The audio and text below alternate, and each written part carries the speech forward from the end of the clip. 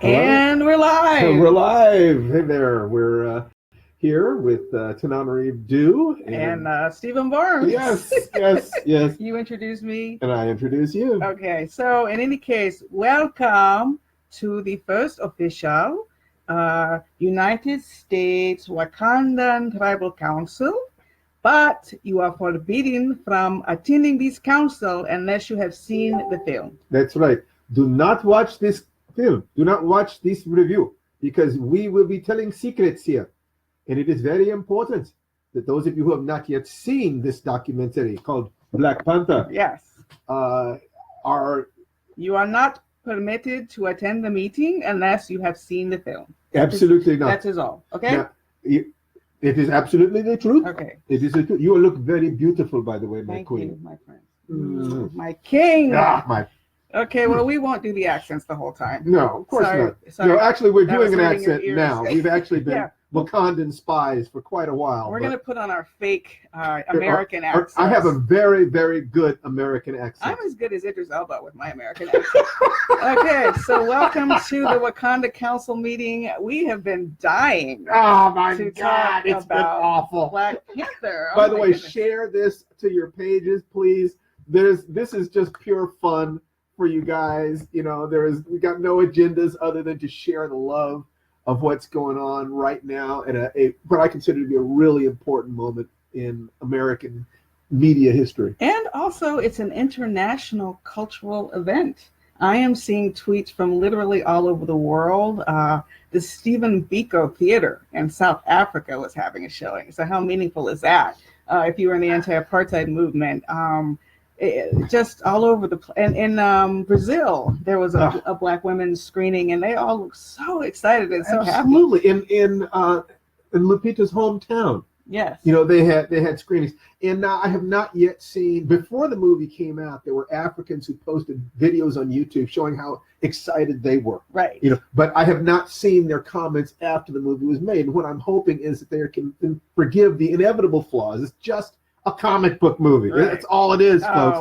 But on the other hand, it's also so obviously and clearly a labor of love. I have not heard that many people talking about flaws. Mostly what I hear about is people saying how many times they've seen it, who they saw it with, pictures from the screenings where they saw it. There's still a lot of celebration. I think for some people it'll be till the fourth or maybe fifth viewing. Now, before they can start thinking about it super critically. I believe that this movie is good enough that, you know, if I have some things to say that are talking about, well, this could have been stronger, this could have been stronger. Please understand that in the context of, I think I'm looking at a miracle, not just that the movie exists, that people are willing to put $200 million worth of resources into it, but that it has earned $218 million in its first 4 days, which means that it has been totally embraced by our culture. Yes. Okay. By America, by it's being embraced by the world, because there was over $160 million coming from other countries. But it's that it is wonderful that it was made, and that there is now a celebration of people, Black, white, male, female, and there are conversations going on that are of a quality that I have never heard connected to just, quote unquote, just a piece of popular entertainment. This is not Schindler's List. It's not the sorrow and the pity. No. It's not something that is, you know, oh, we're going to go see this so that we can be uplifted or we can agonize or feel guilt. It's a comic book movie. It's superheroes. Everybody's feeling uplifted. I don't know what you're talking about. No, what I'm saying that its primary purpose was to entertain, not educate. Well, I would say, knowing director Ryan Coogler, that there's probably a little of truth in both approaches. He definitely was here to entertain. Yes. But he brought his textbooks also to educate. Entertainment is the carrier tone. Without the entertainment, you cannot educate. So this is a learning experience. I think everybody out there has causes, has politics, has philosophies. And this movie is a textbook example of how to do this. So even if you're not into the Afro-futuristic aspects of it, what we're going to be saying to you is, it's something that I say frequently, which is take whatever you're passionate about. First, entertain with it. Then you have people sitting there willing to look at this, and they will absorb what you're trying to say if you simply present it. So all the nutrients. So let me just go there. back up and frame this moment of celebration. It's been a long time for many of us since we have felt celebratory. We're having some tough political times.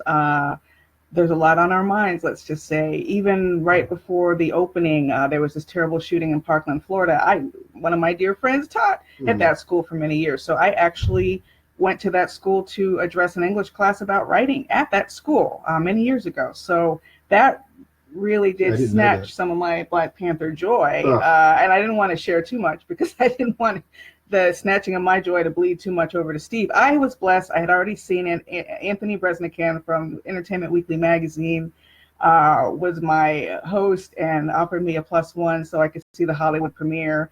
So I had to keep quiet about this movie for more than a week.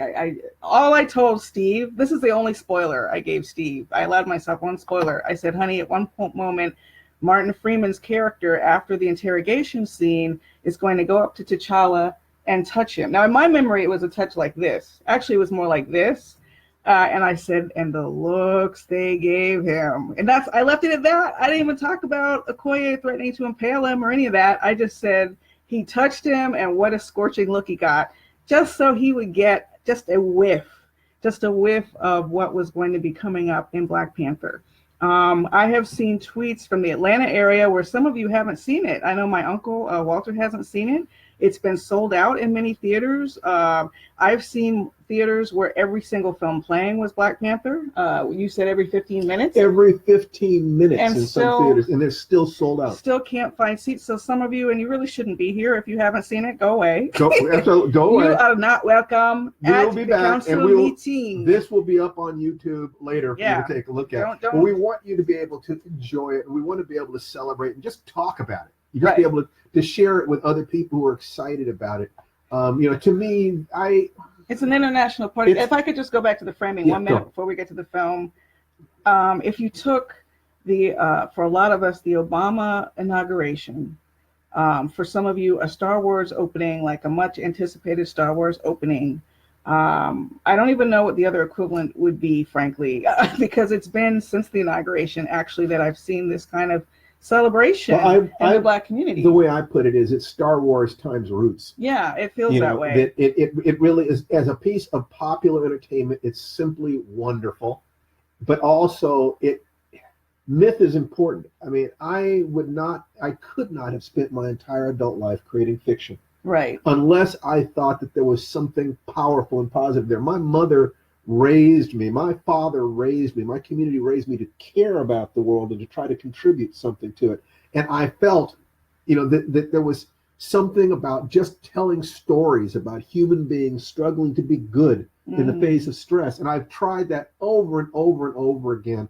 And if I did not, I could be wrong, but it is a sincere and honest mistake if I'm making it. But I don't think I am. I think that we crave these images. Storytelling matters. It does matter. Absolutely matters. And Black Panther is a great example of that. When you see this epic work of Afrofuturism with a $200 million budget behind it. So you get not only the vision, but you get Black excellence across the board. You bring in a costume designer, Ruth Carter. You bring in a great cinematographer. You bring in a great director story who really pours over it and tries to get it right, because there's a lot resting. Everyone seems to understand that there's so much resting on Black Panther. It has that feeling like it's meant to matter. Well, unfortunately, it was carrying an entire continent's dreams on its shoulders. I mean, Africa has been truly ill-served by the fiction of the West. Yeah. You cannot expect Group A to represent Group B as well as Group B can. And because of the stresses that have existed in our historical interactions, I don't think we need to go into that. The entire movie deals with it. But it's a lot. It's a lot. It is a lot, and we're going to get there as soon as we start talking about the movie. And this idea of bridging cultures, Jelani Cobb had a great article in the New Yorker about Black Panther.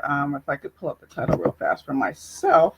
It really talks about that disconnect between Africans and African Americans and how Black Panther really helps to fill that void. His article is called Black Panther and the Invention of Africa. And what he tweeted was, yeah, Wakanda is real, but neither is the Africa as depicted in our cinema. Okay, that's not real either. Or in our history books, frankly, that's not real either. Right. So we get to create a myth that isn't real, that gives us sustenance. Absolutely. I mean, I saw a quote on one page from someone who was trying, I think, to be positive, saying that certain images in the movie had to be the way they were because post-colonialism, there was no Africa except in relation to colonialism.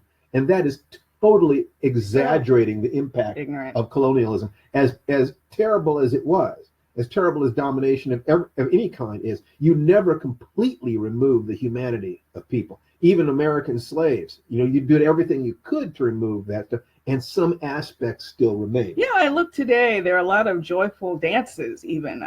Steve just showed me some little girls dressed up like the Dora Milaje doing a dance. On Twitter, I saw another group doing a dance, and I'm sorry, those dances look so African. Step shows look so African. Call and response in music and in rap. And we had so much taken away from us. And yes, some of us are living in ignorance, and some of us don't know a thing about Africa and really need to learn more. But at the same time, enough remains that we're all just electrified, so many of us, by the sense of connection to the film. Listen, let me give props to Wesley Snipes and Blade. Especially Blade deserves love because Blade was first, and Blade did some wonderful, wonderful things. But Blade was not a black film. No. It was a white film with a black lead. There were one or two black people. Everybody else was white. Right. So, and you'll hear this from trolls who all of a sudden love Blade. I don't know. Who knew that Blade was the favorite film of so many trolls because they try to dampen your joy by saying, "What about Blade?" Or what about Hancock, where the movie fell apart when Will Smith was supposed to kiss Charlize Theron. But let me not get started there. Blade was not set in an African utopia that had never faced colonialism. I give props to Blade as well. Yes.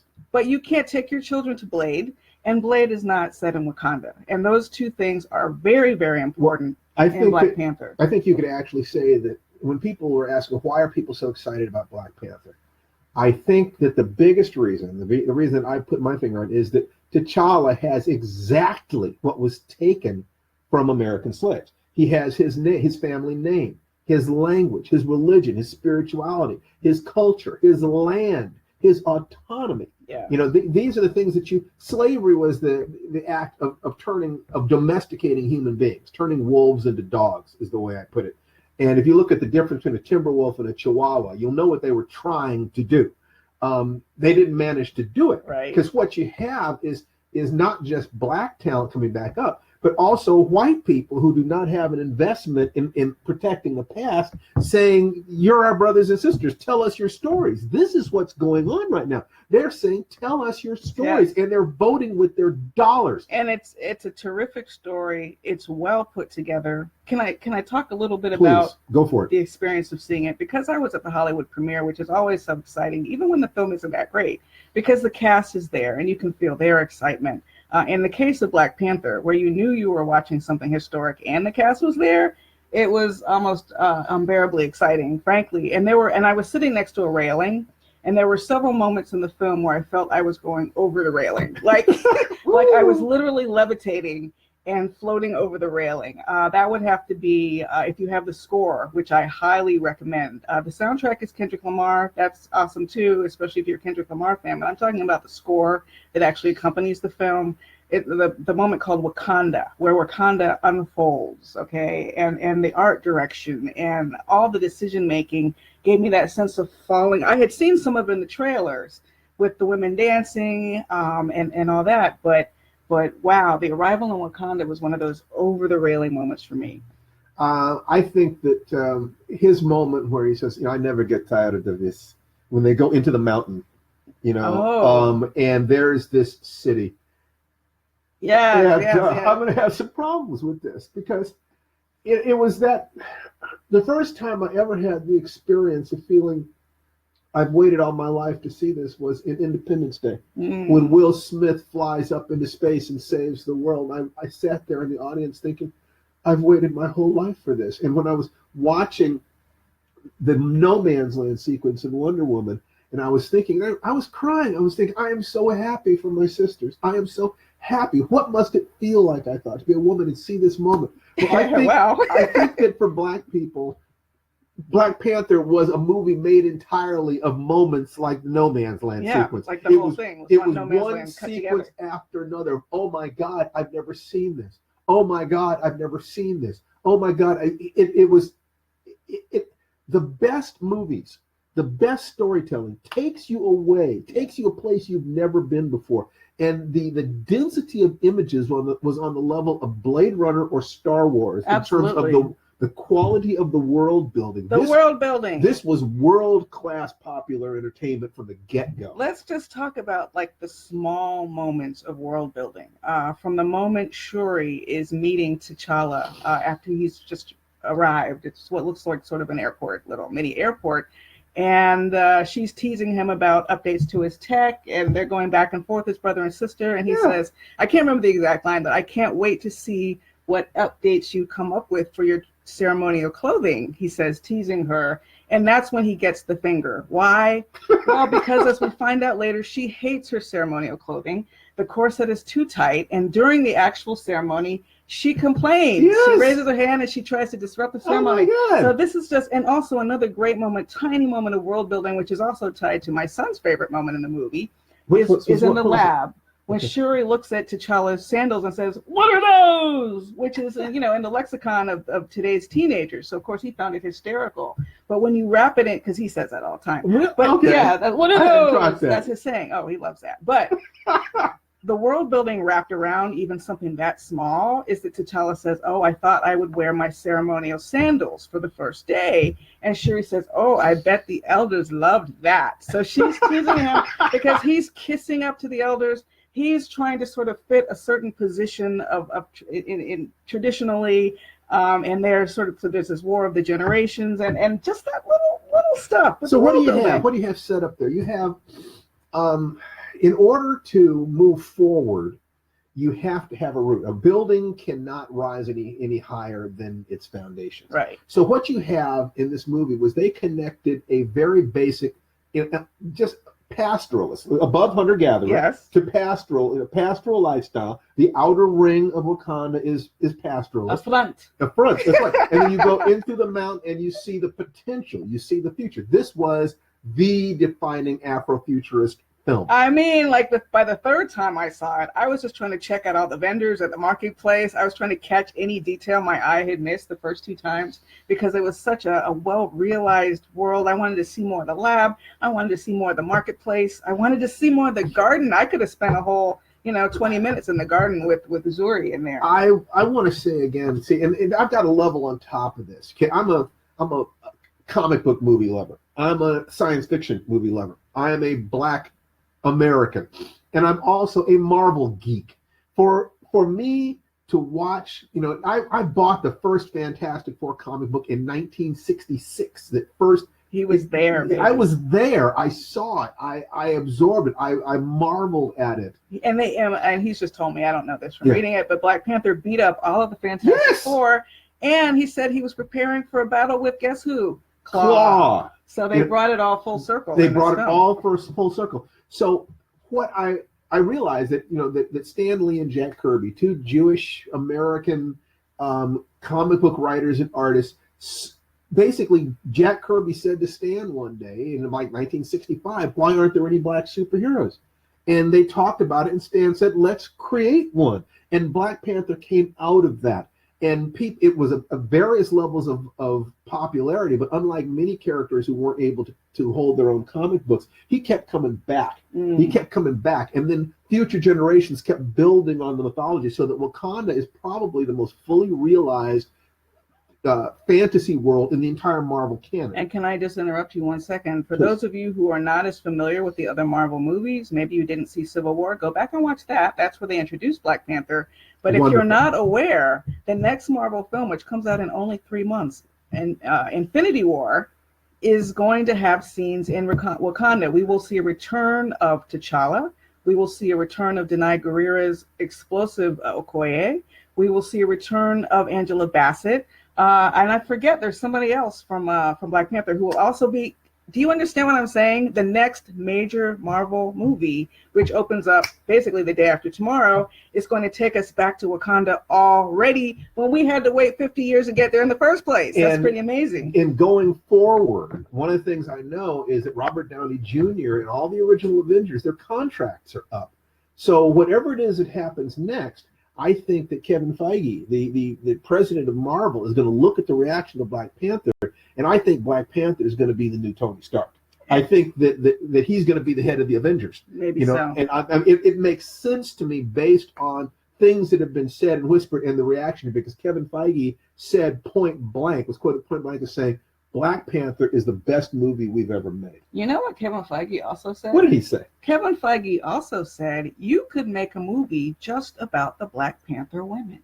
Now, he didn't say he was going to make that movie, but he is absolutely right. Yes. That you could make a movie about the Black Panther. And you know women. how they cross-pollinate. So Shuri is almost certainly going to end up talking to Tony Stark. She's the one. Letitia Wright Shuri is the one who will also be in Infinity War. So we get to see more of her. This is wonderful. We can talk about this. Look at the conversations that are going on. There are geek conversations on the Star Wars level. There are serious conversations. Yeah, and we are going to unpack some of the more serious conversations, but right now I'm still geeking, right? Yeah, well, we can geek. So I have to talk about my next over the balcony moment, which is again completely isn't she beautifully interwoven with that fantastic score.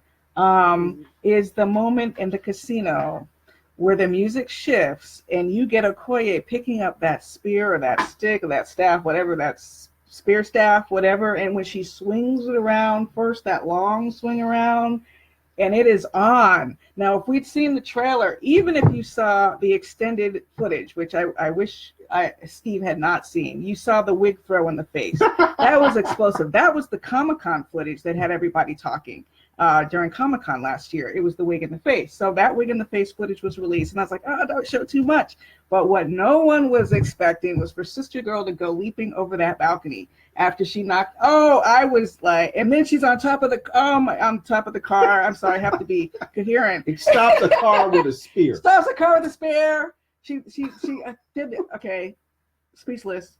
Y'all know what I'm talking about. Were you speechless the first time you saw Denai Guerrera's star turn in that casino scene? We were not we were expecting something, but I was not expecting that level of dynamism from her. And when you add that to Shuri's character, Letitia Wright, with the hologram car, and she gets to participate from a distance, and more of the relationship between the brother and sister and the two sisters sliding to a stop. Now, allow me to say something. Yeah. It's not gonna be nothing but praise here, because Okay. I think that the movie is strong enough that I can say, this element could have been better. And right there in that casino sequence, there's an element that could have been better. I did not think that we saw Captain America and Civil War and Bucky. We saw that they tear through normal human beings. Right. And Black Panther at least held his own with them and actually made Bucky run. If you know, see, even without his suit, right, he was beating Bucky's butt.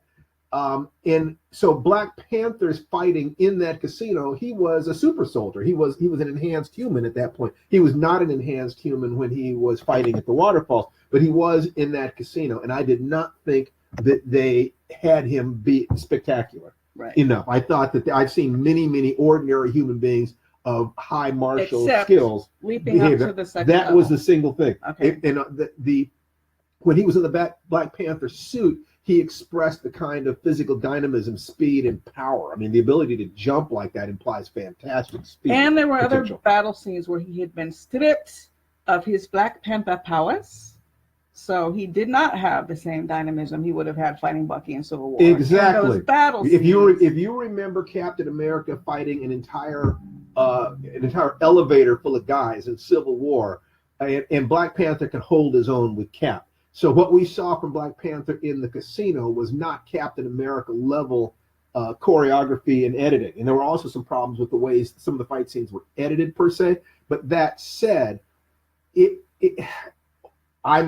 first of all, it looks better in IMAX 2D than it did in 3D. The first time I saw it, the 3D actually made it difficult for me to see some of what was going on. In 2D, it got a lot clearer, so I was able to enjoy that more. But aside from that complaint, it's the way I put it is that complaining, the things I have to complain about with Black Panther are roughly equivalent to a starving person being invited to the greatest banquet in the world in the most beautiful palace you've ever seen. A few of the grapes are a little overripe. It's not even that. It's complaining about the fact that one of the waiters didn't have his shoes shine. Well, let's talk about the distribution of power between the men and women of Black Panther, yes. because this is a big meaty topic. Yes. Women made up nearly 50% of film goers, and obviously Black women and I would imagine all women are excited about the way the women performed in this film. Oh, I had women. I saw women saying, if you did not like the Amazons in Wonder Woman, you check out the Wakanda right. women. That was something else. So on one level, what's going on is that in the genesis of these characters in the comics, the Dora Milaje are very fierce fighters. Yes. Probably modeled on the Dahomey women. Almost certainly. So they exist to be his bodyguards, escorts, and they upgraded it from the way it was in the comics, where they were wives in training, sort of. Right, which I'm glad they took that out. Absolutely, no, that is necessary. They needed to have that autonomy. It's a little creepy. Yeah. So what you have is, I would say, in a lot of ways, a film that rather than feeling like it's centering a single character, like say the newest Spider-Man film does, with a few cameos from Iron Man. This is actually the presentation of an entire nation and an entire kingdom, lineage, history, and this bevy of characters, including these very strong women. So it feels more communal, obviously, than individual centered. But isn't that also a more African approach to the storytelling? The Kikuyu view of the human soul there are many different types of souls, and one of them is our individual soul, and another is the community soul. It is a group, like mushrooms are individual, but they're all part of the same mass.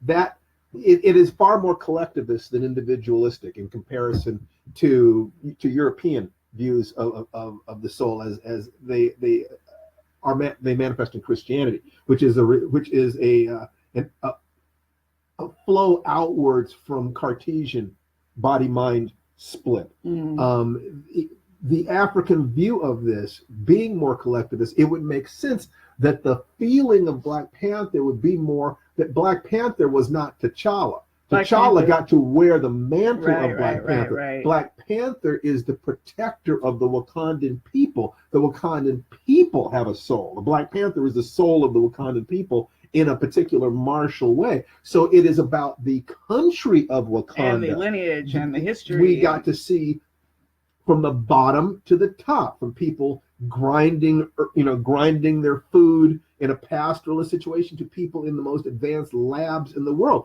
Show me the science fiction movies that give you that much of a range, and they may exist, but certainly not within the Marvel universe. Certainly no comic book movie I have ever seen in my life. And Tiana Ella is making the point. We may have addressed it, but T'Challa doesn't don the suit until he leaves the casino. Well, remember, T'Challa has powers that have been enhanced by the herb, even when he's not wearing the suit, you would see if you watched him in Civil War. So there are some ways. There are some ways. Yeah, I actually told people who hadn't seen any Marvel movie or Civil War, don't bother. This is a standalone film, and I think a lot of you would agree. Yeah. But one exception would be if you want to see a fuller display of T'Challa's powers on his own, then Civil War has some really nice beats with him with the suit on and off. Look, I do not think you can compare and contrast the level of dynamism and see what you think. We know what Ryan Coogler can do from Creed. I do not think that it is discounting the brother, who is fantastic.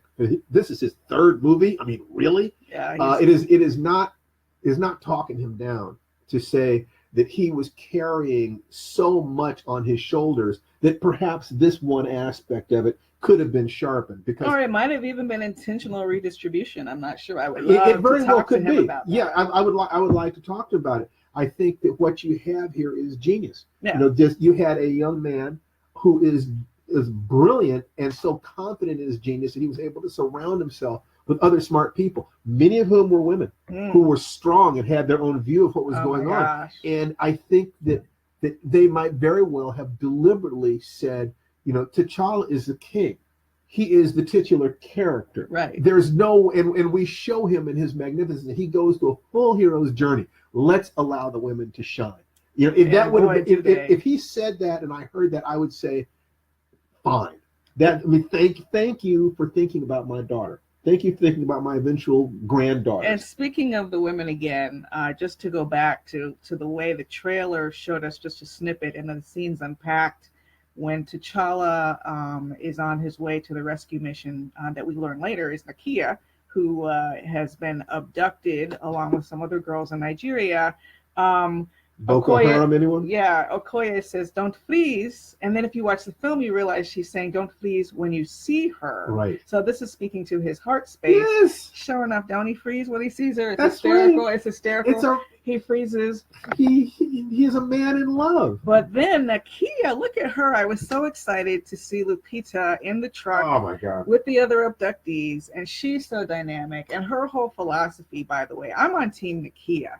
Now, we can have a conversation later. We will talk about Killmonger. But when it comes to what the future of Wakanda is, I am Team Nakia because she is out there doing something about it. She's helping abducted women and an abducted boy. May I also say, that a friend of mine, Dan Moran, actually said, I've never seen a movie that lit black faces as beautifully as these were lit. If Lupita is considered the standard of beauty, I mean, I don't know what to compare her to. She was. I mean, every scene she just amazing. held the light. I mean, the shimmer. I mean, yeah, we could do a whole thing on Lupita.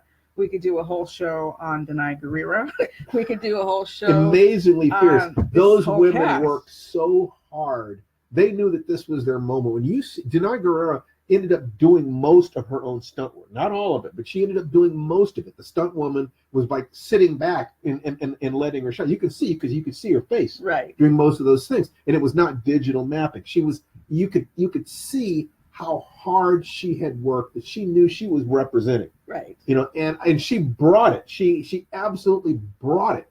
And everybody, nobody, in that movie, everybody brought their A game. Yeah, they absolutely did. And the philosophy of giving aid when needed, especially within the continent of Africa, which is what she was focusing on when we first met her in the film, moving away from the isolationist bent, which is interesting because if you saw Civil War, T'Challa's father, was already moving away from isolationism. That's why they were at the UN when the explosion took place. And despite that, they go back, okay? And look at this. Infinity War comes within a minute after you declare yourself to the world. Now you've got like the whole perhaps future of the universe of the ballots now in your home soil. What's going on? Maybe we should stay isolationist. Isolationism in my mind makes sense until post World War II at the very least, and quite possibly until the end of the 20th century.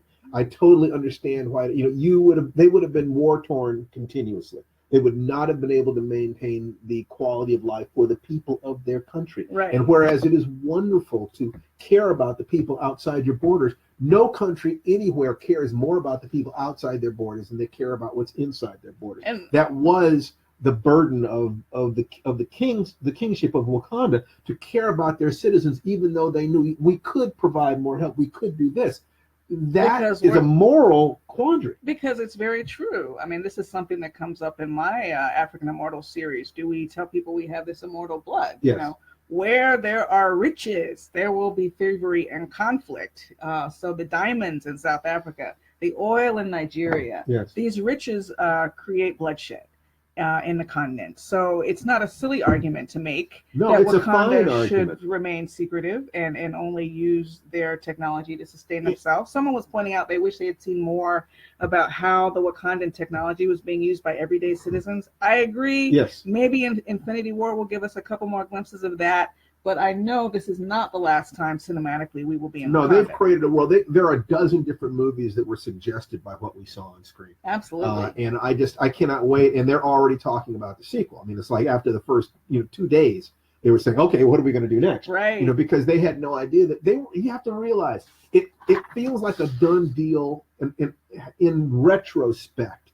But from the other what side, a no-brainer. what a no-brainer in retrospect. But this could have failed. There are so many ways that this movie could have failed, could have bombed. Something could have gone wrong. And there are so many ways this movie did not fail. That's right. It did not fail in any way. I cannot see it's any a triumph. failure. And as a matter of fact, let's get to it. Let's get to the heart of what has fueled a lot of conversations. And Twitter nicknames have been changed Killmonger? To involve the word Killmonger. Yes. Because Michael B. Jordan's Killmonger is considered one of the best villains in the Marvel Universe.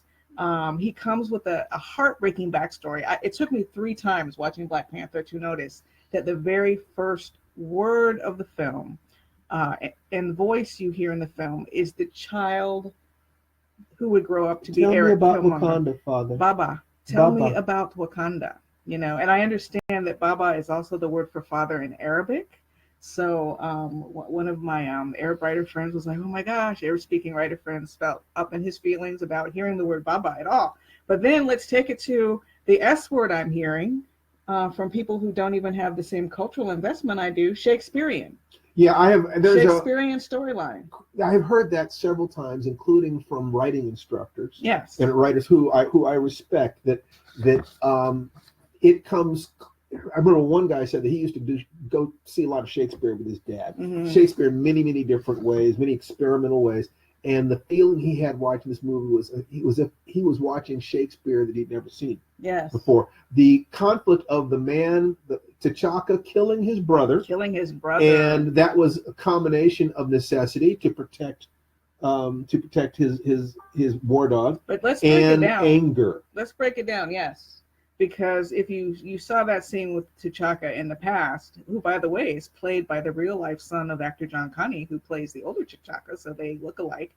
But in any case, he lashed the gun away from, I think it was M'Baku, right? Who had so there was no danger after he had smacked the gun away. Those claws came out, I think, because of anger. That betrayal. Not just anger, but anger is a big part. I mean, the more I look at it, the more I think to myself that if they had brought him back to be tried by the council, there would be shame on the king for his brother having betrayed Wakanda. Killing him in that way spared them the indignity and embarrassment of a trial. This was a bad thing to happen. What was this plan? We go to this Afrikaner to get him, our enemy, by the way, to steal vibranium. Killing people on the way out. I'm killing my own countrymen. At a certain point, no matter how lofty your goals, you have to ask yourself, is it worth the price? Well, not only that, but certainly could have found somebody besides the South Africans. I mean, please. I mean, that's just such a slap in the face. That if you want to sell the stuff, you could sell it anywhere. Right. But you need to find somebody to break in, kill Wakandans, get out. So there is a corruption already. And this is where we go with Killmonger, whose stated motivations are about 99%. It's like, I'm with him. It's like, okay, why not? If somebody's got to be on top, why not us? But yeah. But then, he gets off the rails. Yes. There were a lot of ways. Some of you were still considering yourselves team Killmonger. Let me ask y'all a couple questions. One of the first things he did was he shot his own girlfriend, his ride or die girlfriend. Out of convenience, basically, in that moment of conflict. So that if that's fine with y'all, that he's just going to dispose of the girlfriend. Okay, that's strike 1. Strike 2, he burns the garden. This is the makings of a tyrant. He doesn't want there to be another king. So he's not coming to uphold traditions. He's coming to basically be a dictator and a tyrant. Would you agree? I would say that we see that as soon as he burns the herbs. Yeah. Because by burning the herbs, he makes certain that there can be no other king. Right. That no king to follow him. That is the action of a tyrant. Yeah, the director intentionally does not want us to like this guy on one level, although he also positions him very sympathetically on another level. So yeah, we all empathize with that kid. Both visits to the ancestral plane. Actually, there were 3 visits to the ancestral plane. They were all fantastic. The first one, that beautiful Lion King-esque one, was my meditation place the other day when I was doing yoga. The second one, Killmonger's so much more drab in some ways, but that moment, and that great moment with his father just speaks volumes, where the father knows he has failed his son and knows his son is broken, and there's nothing he can do to save either There's of them. a thing here. Dwayne Detterville says that polygamy is only creepy when you think of it from a Western Eurocentric lens in regard to gender. African cultures had egalitarian societies with polygamy as a feature. It was not polygamy I found creepy. It was these women being wives in training. In other words, as competing with each other for his favor. I think that would have been very problematic. The women would not have liked that. Yeah, I don't think so, and I wouldn't have blamed them. They would not have liked that very much. So back to Amy Alexander is saying the missteps from Killmonger speak to the internalization that many blacks struggle with. Your motivation may be pure and righteous, but the immersion in white systems and culture can throw you into destructive measures. Good point. Let's step back from that. I would say the missteps from Killmonger speak to the internalization that many oppressed people or abused people have. That if your concept of yourself is flattened out, if you don't have a sense of I am precious inside you, I am valuable for myself, I am beautiful for myself, then you're going to try to get that external validation. Having lost his father, and we have no signs of a mother. I mean, as far as we know, Eric Killmonger was raised on the streets. Yeah, it makes sense for him to be, in essence, like one of those favela kids down in Brazil, just lethal. I mean, they're orphans, and at the age of 8 or 9, they're starting to kill people. That what we had was someone who was corrupted by his context. Yes. And the tragedy was that by the end of the film, when I think that he accepts that T'Challa was a worthy king. That was a move. If only they had met, if they had known each other. Yes, they could have been brothers. Right. That the tragedy was that he had invested his entire life in the quest for revenge, and not only was that a corruptive quest, but he didn't even make it. Right. If he had made it, it would be one thing to sit on the throne and say, God, maybe I could have done it differently. But to be dying and realize that everything you have aimed your entire life at has been denied to you, and then the person who beat you is offering you kindness, offers you life. I mean, he realizes he was wrong about all this when it's too late. That is genuine tragedy. And Carrie S. Johnson is bringing up, but he was also in the CIA. So this speaks to the corruption of his vision.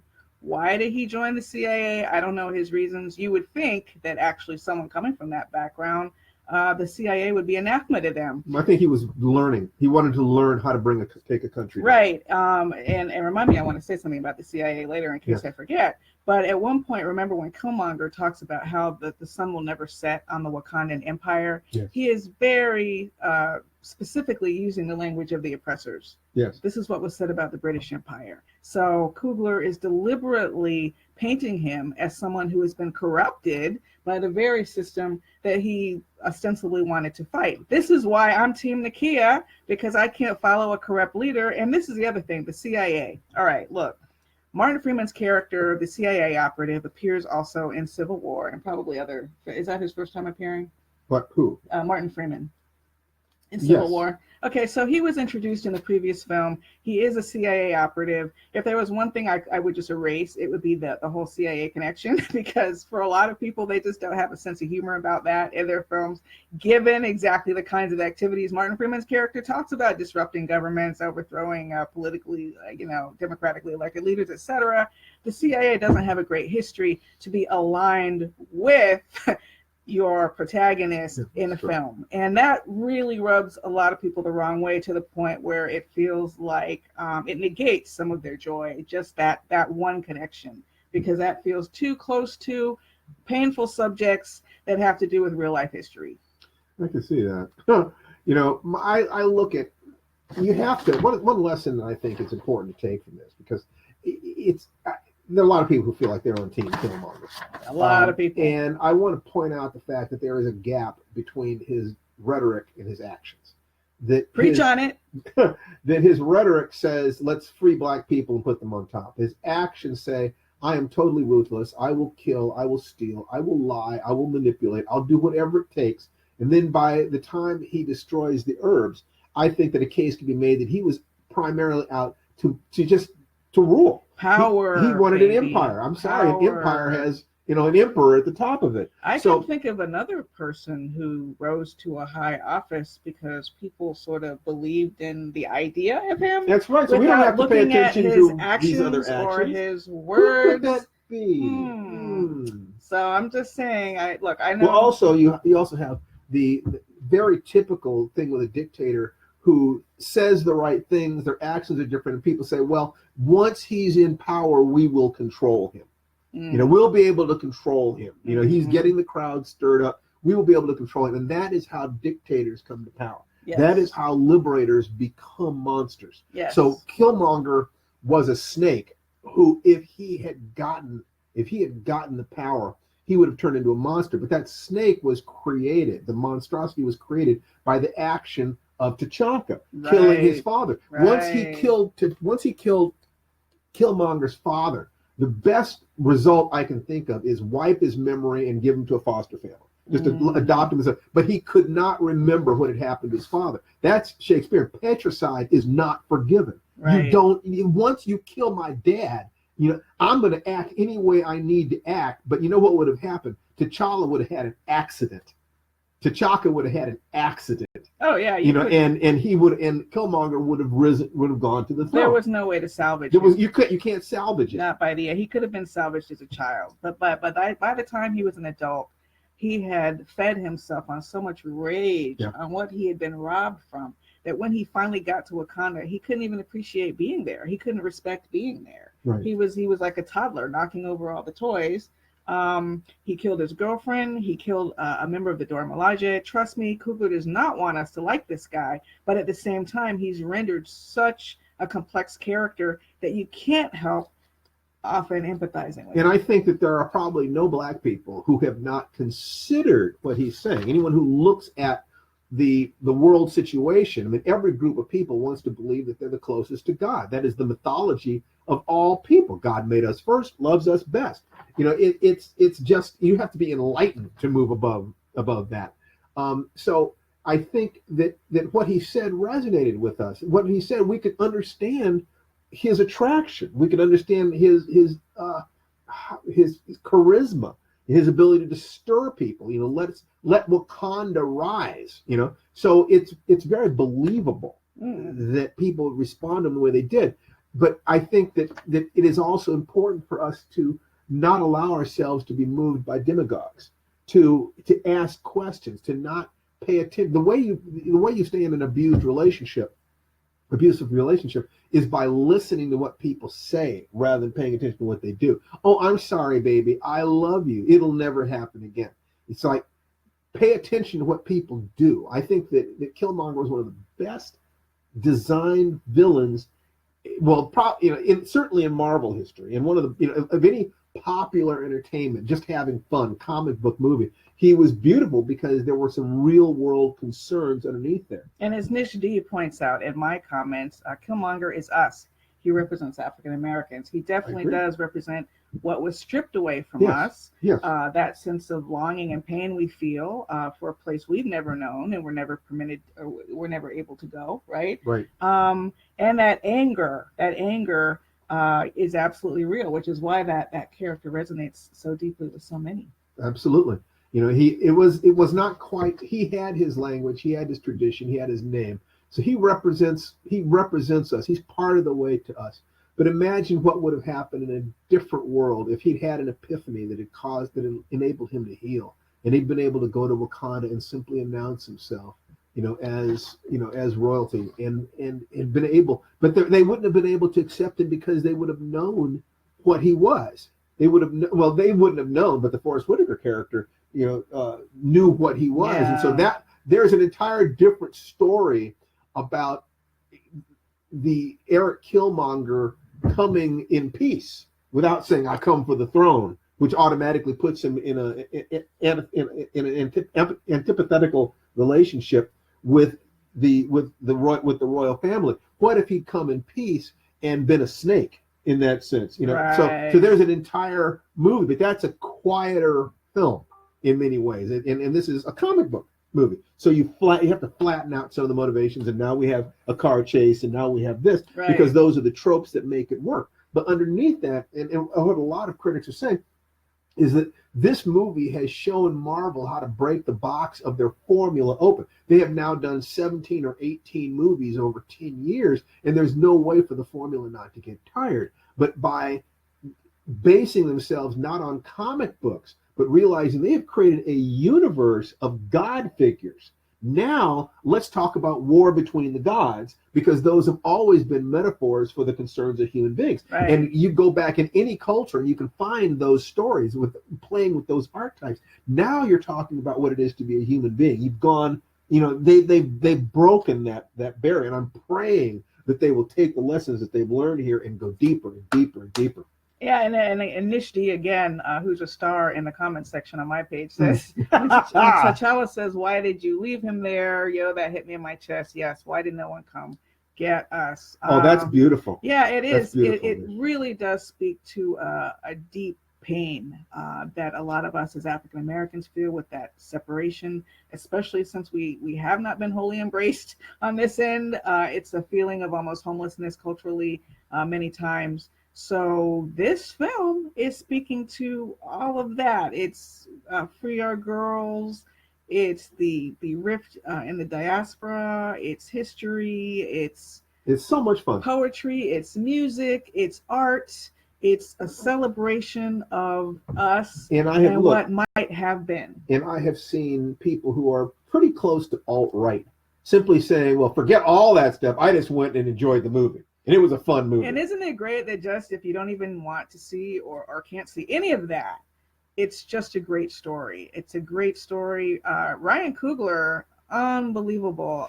Kudos to you. It's one of the best pieces. It's one of the best pieces of popular entertainment I have ever seen. I have never seen one that did more to start serious conversations, but at the same time was quote unquote just a comic book. Right. This was masterful storytelling and masterful filmmaking, and it deserves the money that it's making. Yeah. It's going to make all the money.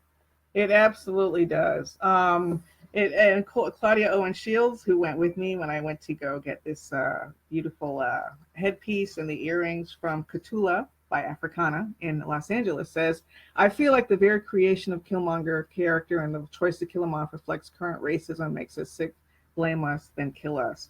So there are a lot of hurt feelings, exposed nerves about that Killmonger character and how he's portrayed and what it means, like the difference in the messaging. But I really don't see it in terms of poles of thought, like here's Killmonger on one side and here's T'Challa on the other, because Nakia exists in this film, and Nakia has many of the same ideas as Killmonger, except she goes about it in a different way. So she doesn't have that African-American experience of abandonment. She's coming from a place of plenty. She's Wakandan, and she's probably, she's worthy of being a queen, so she probably has a good family line, etc. And she still wants to make a difference. So I guess what they're sort of showing is the difference between change from within Wakanda, as we see in Nakia, basically having the king's ear and guiding him to that UN meeting, basically picking up where they left off at Civil War. And Killmonger would have been changed from without. It feels like a revolutionary spirit, and it definitely is a spirit that is one honestly, but the tactics are problematic for me. Well, I think that his intent is totally understandable. I think that to temper that intent with the question, how many people will die? Mm-hmm. What is the best way to do this? I think that was, in Civil War, we saw T'Challa have greater emotional maturity by far than any other character in that movie. That in a week he was able to deal with his grief at his father dying in his arms better than Tony Stark had, in several decades and two-thirds of $1 billion worth of therapy. So he was a king. So the question of what are the responsibilities of a king, primarily to your country, but also to the world. What is this? Balancing that. There's some very serious questions about power and obligation and race and culture that were encoded in here. The thing to remember is that Killmonger's ideas won. Him dying is not important, because if he was a good man, he would be willing to die to accomplish what he was trying to do. The real separation between a real liberationist fighter and a tyrant in training is that the liberationist would be willing to die for others to see. Moses can't always enter the promised land. Martin Luther King knew he wasn't going to get to the mountaintop. So I think Eric Killmonger was about Eric Killmonger, but the rhetoric he spoke was valid. The dream was valid, and that is why I think that what he wanted is what was happening by the end of that movie. What the positive aspect of what he wanted. Do you want revenge, or do you want justice? Do you want to express your beauty and your humanity? I think that it is a perfectly valid question. It's a valid conversation, and I think that I cannot say how proud I am of the men and women who brought this movie to life, in the form of an entertainment, a mere entertainment. Also ask serious questions about what we are and where we're going, and what does it mean to be an adult human being in the world. Black Panther had a lot of responsibility on its shoulders, and clearly everyone involved with this production understood the weight of that responsibility and really brought it and came to play. I'm sure we could all, after we've seen it about 6 or 7 times, we could all nitpick a little this, a little that. I wish it had been more this, more that. I say just watch what he does next. If I know as an artist, if I think I have genuine critiques, I pay attention. So a growing artist will pay attention to critiques. But beyond that, just wow. An incredible Wakanda weekend. A little sad to have to go back to the real world after literally feeling like I've just gotten back from a trip to Wakanda. But I want to also frame this in the context of the larger Afrofuturism revolution that we're seeing right now. We're almost a year from the day to the release of Jordan Peele's Get Out, which, by the way, is showing free in many AMC theaters today. So check your local listings. But that made $250 million itself based on a $4.5 million budget without the power of Marvel and the history of a franchise behind it. So there's that. And in only a couple of weeks, in the first week of March, Ava DuVernay's A Wrinkle in Time will be released with a biracial lead, bringing us in the fantasy realm with Oprah and a multiracial cast. And again, I think this film will do very well, just demonstrating how important it is and how invigorating it is for all of us to feel represented, not just so we can have a good time and dress up and hang out with family and friends, although that is valuable, especially in these political times. Self-care is important, and escapism is a huge part of self-care. But more importantly, how can Black Panther specifically leap off of the screen, and how can the Afrofuturism revolution leap off of the screen? You've probably heard of the Black Panther Challenge, where thousands of dollars, I think $300,000 were raised to send school children to see Black Panther. You can't even measure the impact of that because we don't know yet what like Ava said. We'll be seeing that a generation from now. We'll see that a generation from now. But there was Wakanda the Vote, with people setting up outside of movie theaters trying to register people to vote. I saw a tweet today. If you went to a historically Black college or university or a historically Black high school, give it back. Give some donations. Let's build a real life Wakanda. So find your own ways to do that, to contribute and to keep this revolution going. Look, thank you for seeing the movie. But if you want to go beyond that, if you want to start digging, you want to create your own work or support artists, just Google Afrofuturism. Okay, there's a lot of Afrofuturism out there. A lot of people who are doing scholarly work on it, as well as looking at popular entertainment.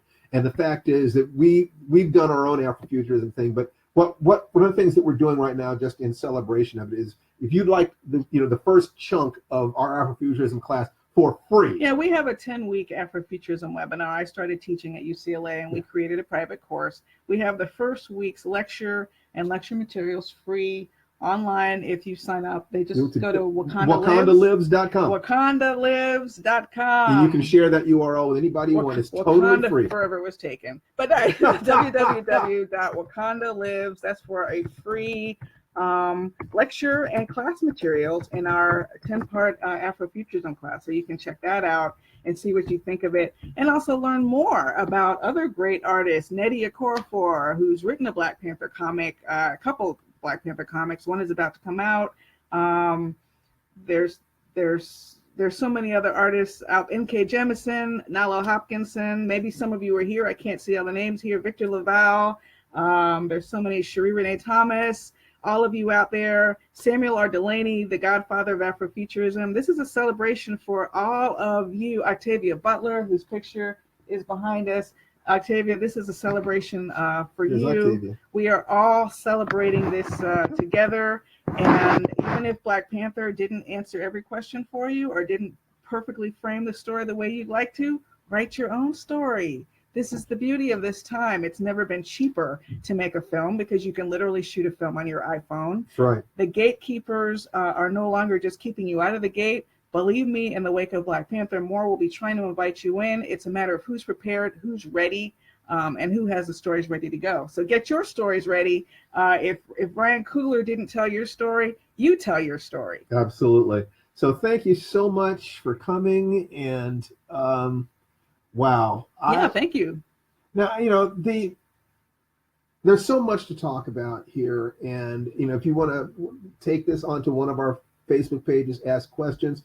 I think the Killmonger is presented as partial evil because he's the villain. It's as simple as that. That you always have the villain have negative characteristics. Otherwise, you have no opposition for the hero. I think they came closer to having a believable, empathizable villain than in any other Marvel comic book. If you took those things out, you don't have an opposition anymore. You have them getting together and going out, and that's a completely different movie. I know people are hurt. Well, that's what happens with when you have great storytelling and great characterization. It is sometimes painful. There's the fun part of Black Panther, and then there's the sad part of Black Panther for me. But both of them are beautiful parts. I know we're just going through some of the messages right before we leave you. I don't think that Nakia inexplicably invites a CIA agent. He was wounded. He tried to save her life. Makes sense to me. It would have been unwelcome. It's a tough decision, I have to say, for our secretive society. I was a little surprised at how quickly T'Challa was willing to bring Freeman into Wakanda. But well, they were already talking about the possibility of opening things up. He knew that his father was already on that path. But anyway, so that's all. I think we're going to just wrap it up. All right. Thank you guys for coming. You can continue to talk in the comment stream if you like afterwards. Absolutely. But we really enjoyed this. Maybe you need to see Black Panther again, see if any of your opinions change. You'll notice something that you like even better, though, the next time. That's my theory. Thanks a lot, everybody. Okay, take care. Bye-bye. Bye-bye.